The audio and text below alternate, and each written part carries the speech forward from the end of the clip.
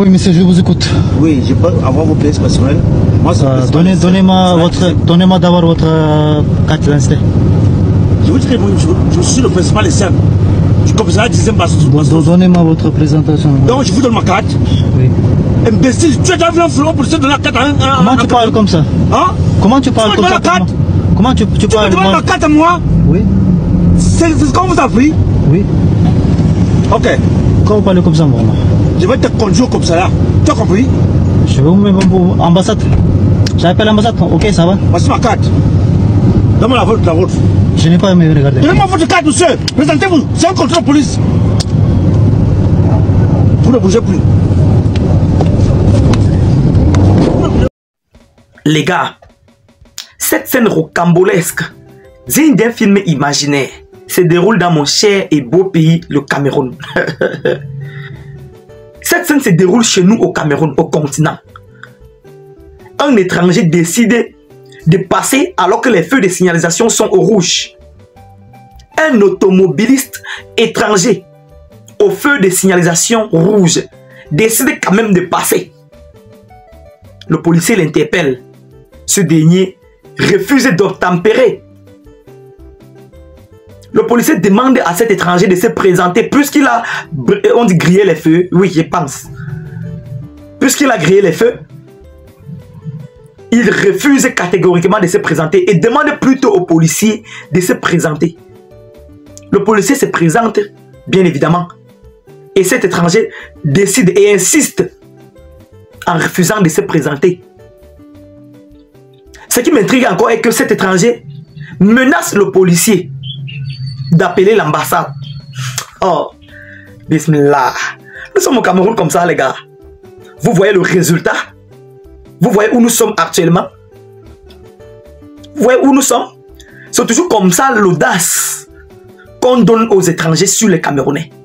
C'est toujours comme ça qu'on a donné de l'audace, du pouvoir à Marc Brice de s'adresser au président de la FECAFOOT, M. Samuel Eto'o, comme son ami. C'est toujours comme ça. Dans mon propre pays, l'étranger est à l'aise que nous-mêmes. C'est-à-dire, un étranger peut venir au Cameroun actuellement et s'adresser chez un Camerounais comme il veut. Tout ça à cause peut-être de l'humilité des Camerounais. Tout ça parce que le Camerounais est trop humble. Mais vraiment, la goutte d'eau a débordé le vase. La question que je me pose actuellement est celle de savoir, est-ce que vous pouvez vous rendre dans leur pays et être interpellé par la police et vous comporter ainsi? Est-ce que c'est possible pour vous, les Camerounais, de mettre pied à l'étranger et puis de traverser alors que les feux sont au rouge? Vous décidez de passer quand même alors que les feux de signalisation sont au rouge. La police vous interpelle. Et puis, vous vous adressez avec ce ton à la police nationale. Est-ce que c'est possible pour vous d'aller à l'étranger et vous comporter de la sorte et être encore en liberté? Je vous assure, c'est que vous allez lire l'heure sur le calendrier en mandarin. Vous ne pouvez pas avoir cette audace. Le Cameroun est le seul pays au monde où l'étranger peut enfermer, peut incarcérer un natif du Cameroun. Moi, je suis dépassé. Je suis choqué. C'est toujours comme ça qu'on a donné du pouvoir à Marc Brice, l'entraîneur sélectionnaire des Lions Indomptables. Au point où il a cru qu'il pouvait s'adresser chez M. Samuel Eto'o, le président de la FECAFOOT, comme il veut. Voilà le résultat. Voilà le résultat. Il tient une tête à un policier alors qu'il connaît qu'il est en infraction. C'est ce qu'on doit s'en sortir, les gars. On doit s'en sortir. Ouf. Si c'était comme ça à l'époque du président Amadou Ahidjo, paix à son âme. Je n'ai pas vécu, mais j'ai quand même lu. J'ai quand même lu l'histoire. À son époque, tu ne pouvais pas t'adresser comme ça à un policier de la République.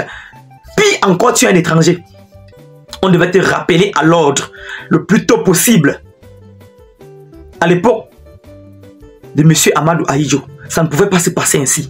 D'autres personnes vont venir en commentaire dire que, oh, est-ce que tu as vécu, est-ce que tu étais né à cette époque? Je dis non, mais les faits sont têtus. J'ai quand même lu l'histoire. J'ai quand même un aperçu de comment on se comportait à cette période.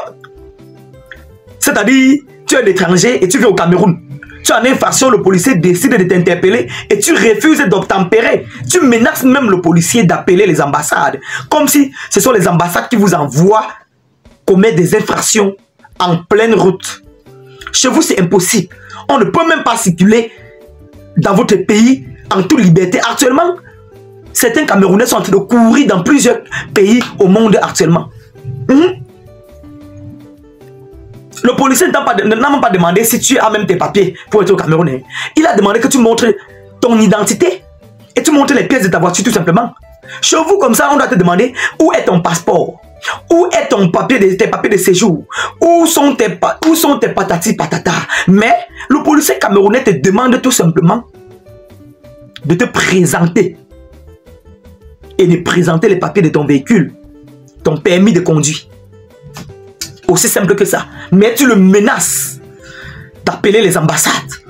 Donc les ambassades vous ont envoyé commettre des gaffes en route. Voilà mon pays. On ne remarque plus le Cameroun. Le Cameroun est devenu une brocante. Mon pays est devenu une poubelle où chacun vient s'installer et faire ce qu'il veut. Puisqu'on vous a donné de l'autorité, vous abusez. On est où là? Voilà les résultats de la mauvaise gouvernance. C'est la raison pour laquelle, jeunesse camerounaise, peuple camerounais, on vous demande d'aller vous inscrire sur les listes électorales. Allez vous inscrire massivement. C'est la seule arme de destruction massive. 2025 n'est pas 2018. Il y a toujours certains Camerounais qui n'ont pas pris connaissance, qui n'ont pas pris conscience des enjeux politiques actuels au Cameroun. Ça, c'est une sorte de colonisation. Ça, c'est une colonisation, je ne sais pas, voilée. Un étranger vient et s'adresse à un policier sur ce ton, au regard de tout le monde, et passe inaperçu. Je suis sûr qu'actuellement, cet étranger est en toute liberté. Le Cameroun est le seul pays où on te voit en pleine rue en train de discuter avec un étranger. Ce qu'on a à faire, c'est de supporter l'étranger. On supporte d'abord l'étranger.